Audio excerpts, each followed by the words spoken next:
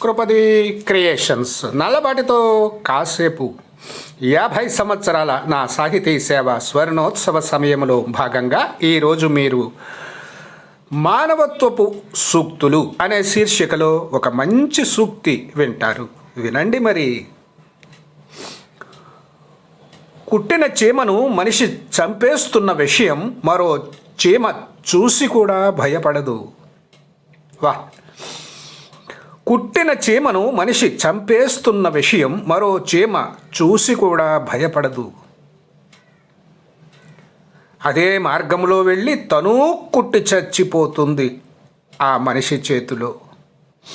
అదే మార్గంలో వెళ్ళి తనూ కుట్టి చచ్చిపోతుంది ఆ మనిషి చేతిలో. మనిషి చీమలా చేయగలడా? ప్రాణం అర్పించగలడా? పారిపోతాడు. మనిషి అలా చేయగలడా? చీమలా ప్రాణం అర్పించగలడా? పారిపోతాడు. దీన్ని బట్టి చీమ కన్నా మనిషి అల్పుడు, ఒప్పుకు తీరాలి. దీన్ని బట్టి చీమ కన్నా మనిషి అల్పుడు, ఒప్పుకు తీరాలి. నిజమే కదండి. మరి ఒక మనిషిని చంపడం మరో మనిషి చూస్తే పరిగెత్తుకుని పారిపోతాడు.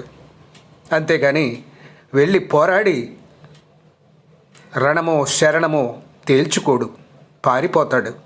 కానీ చీమ ఎందుకు కుడుతున్నాడో తెలుసుకోవాలని ఆదుర్తాతో వెళ్ళి తను కూడా కుట్టి తను కూడా ఆ మనిషిలో చచ్చిపోతుంది. ఎంత గొప్ప విషయం!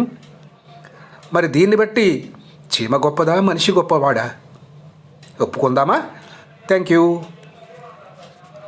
ఒక మంచి మానవత్వ సూక్తి విన్నారు. మరి ఒకసారి మంచి మానవత్వ సూక్తితో మీ ముందుకు వస్తాను. అంతవరకు సెలవు. మరి మీ రచయిత. Thank you.